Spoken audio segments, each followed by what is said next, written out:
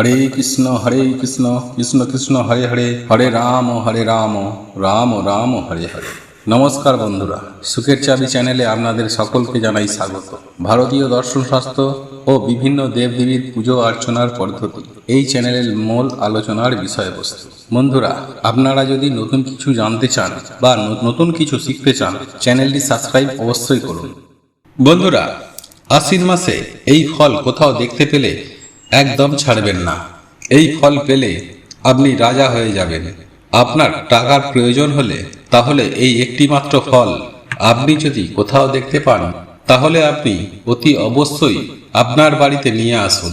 আপনার জীবনে যেমন টাকা পয়সার অভাব হবে না, ঠিক তেমনি আপনার জন্মে থাকা শুক্র গ্রহ অত্যন্তই স্ট্রং হবে এবং সেই সঙ্গে আপনার সৌভাগ্যের উদয় হবে। আপনার ভাগ্য ধনধান্যে পরিপূর্ণ হয়ে উঠবে। হ্যাঁ বন্ধুরা, আপনারা একেবারেই ঠিকই শুনেছেন।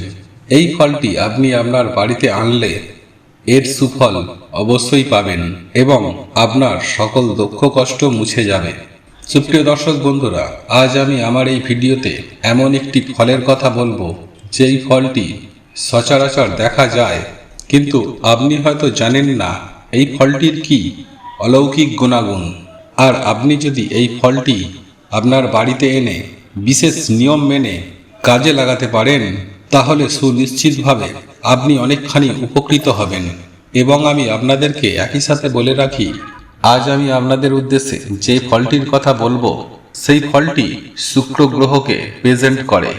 তাই সুখ শান্তি ও সমৃদ্ধময় জীবন ফেরাতে এই ফলটি শুধু আপনি আপনার বাড়িতেই আনলে হবে না, এটি একটি বিশেষ নিয়ম মেনে আপনার জীবনে প্রয়োগ করতে হবে।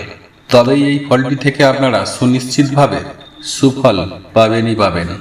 হ্যাঁ বন্ধুরা, সুফল পেতে বাধ্য হবে। তাই এই প্রসঙ্গে বিস্তারিত জানতে আমাদের এই ভিডিওটি মনোযোগ সহকারে শেষ পর্যন্ত দেখতে থাকুন। আর ভিডিওটি যদি ভালো লেগে থাকে তাহলে অবশ্যই একটি লাইক করে দিন আর আপনজনদের সঙ্গে শেয়ার করুন, যাতে ওনারাও দেখে উপকৃত হন। আর আপনি যদি আমাদের চ্যানেলে নতুন হয়ে থাকেন, তাহলে চ্যানেলটি অবশ্যই সাবস্ক্রাইব করুন আর পাশে থাকা নোটিফিকেশন বেল আইকনটি ক্লিক করুন, যাতে এই রূপ নিত্য নতুন ভিডিও যখনই ছাড়ব সবার আগে আপনার কাছে পৌঁছে যায়। চলুন এবার মূল আলোচনার প্রবেশ করা যাক। তবে মূল আলোচনায় প্রবেশ করার আগে জয় মা দুর্গার জয়, জয় মা দুর্গার জয় লিখে কমেন্ট অবশ্যই করবেন। সুপ্রিয় দর্শক বন্ধুরা, আমি সবার প্রথমেই আপনাদেরকে একটি কথা বলে রাখি, এই উপায় বা ক্রিয়াটি আপনাকে সম্পূর্ণ বিশ্বাসের সাথে করতে হবে। আর যদি আপনার মনের মধ্যে কোনো অবিশ্বাস থেকে থাকে, তাহলে আপনার জন্য এই উপায় বা ক্রিয়াটি করা কোনো মানেই হবে না।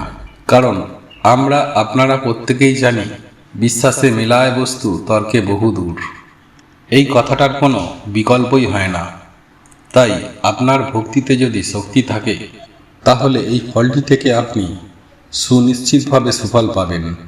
যাই হোক বন্ধুরা, এইবার আমি আপনাদেরকে জানিয়ে দেব যে এই ফলটির নাম হলো ডমুর। হ্যাঁ বন্ধুরা, আপনারা একেবারে ঠিকই শুনেছেন। এই ডমুর গাছের ফল সচরাচর দেখতে পাওয়া যায়, কিন্তু একটি প্রবাদ আছে যে ডুমুর গাছের ফুল নাকি দেখা অত্যন্ত ভাগ্যের ব্যাপার। হ্যাঁ বন্ধুরা, আপনারা ঠিকই শুনেছেন। আমরা কখনোই ডমুর গাছের ফুল ফুটতে দেখতে পাই না, কিন্তু এই ডমুর গাছের ফল আমরা সচরাচর দেখতে পাই। আর আপনি যদি আপনার বাড়ির পার্শ্ববর্তী বা কাছাকাছি কোনো জায়গায় এই ডমুর গাছের ফল দেখে থাকেন, তাহলে সেটি অতি অবশ্যই আপনি আপনার বাড়িতে নিয়ে আসুন। তবে এখন প্রশ্ন হলো, এই ফলটি আপনি কিভাবে আপনার বাড়িতে নিয়ে আসবেন? সেই প্রসঙ্গে আপনাদেরকে বলে রাখি, আপনি যে কোনো দিন আপনার বাড়িতে আনতে পারেন। তবে এই ফলটি যখন আপনি আপনার বাড়িতে আনবেন, তখন লুকিয়ে আনবেন, অর্থাৎ কোনো কিছু চাপা দিয়ে আনবেন, যেন এই ফলটি আপনি যখন আনবেন কেউ না দেখতে পায় বা কেউ না বুঝতে পারে আপনি এই ফলটি আপনার বাড়িতে নিয়ে আসছেন, যাতে আপনি ছাড়া অন্য কেউ না জানতে পারে যে আপনি এই ডমুর ফল নিয়ে যাচ্ছেন। হিন্দু শাস্ত্রে ডমুর গাছ হলো জ্ঞান, বুদ্ধি ও ঐশ্বর্যের প্রতীক, যা খুব সহজেই পাওয়া যায় না। যাই হোক বন্ধুরা, এই ফলটি আনার পর আপনারা ভালোভাবে গঙ্গা জল দিয়ে ধুয়ে নেবেন। তারপর সন্ধ্যাবেলায়, অর্থাৎ আপনারা যেই দিন এই ডমুর ফলটি বাড়িতে আনবেন, সেই দিন আপনি আপনার বাড়িতে সন্ধ্যাবেলায় যেইভাবে ঠাকুর ঘরে বা তুলসী তলায় যেভাবে সন্ধ্যার প্রদীপ দেখান, ধূপ দেখান, ঠিক সেইভাবেই আপনারা সন্ধ্যা দেবেন এবং সন্ধ্যা আরতি করবেন। তারপর নিয়ম অনুযায়ী 3 বার শঙ্খধ্বনিও দেবেন। এরপর আপনারা 2টি ডমুর ফল নেবেন এবং সেই 2টি ডমুর ফলের মধ্যে সিঁদুর দিয়ে স্বস্তিক চিহ্ন বা নারায়ণ চিহ্ন অঙ্কন করবেন এবং অঙ্কন করার ক্ষেত্রে আপনারা সিঁদুরের ব্যবহার করবেন। হ্যাঁ বন্ধুরা, আপনারা একেবারে ঠিকই শুনেছেন। আপনারা কিছুটা পরিমাণ সিঁদুর নেবেন এবং তার মধ্যে ঘি দিয়ে সেই সিঁদুরটিকে গুলিয়ে নেবেন। তারপর সেই সিঁদুর মাখা দিয়ে 2টি ডমুরের গায়েতেই আপনি স্বস্তিক চিহ্ন বা নারায়ণ চিহ্ন অঙ্কন করবেন। তারপর আপনি একটি ডমুর আপনার হাতে নিয়ে আপনার অবস্থার কথা আপনি মা লক্ষ্মীর কাছে ব্যক্ত করবেন। তারপর আপনার সমস্যার কথা মা লক্ষ্মীর কাছে ব্যক্ত করার পর আপনি ওই ডমরুটি নিয়ে ওং নারায়ণ শরণং গচ্ছামি এই মন্ত্রটি উচ্চারণ করে আপনি সেই ডমরুটি মা লক্ষ্মীর চরণে নিবেদন করুন। ঠিক একই নিয়মে অপর ডমরু ফলটি আপনি মা লক্ষ্মীর চরণে নিবেদন করবেন।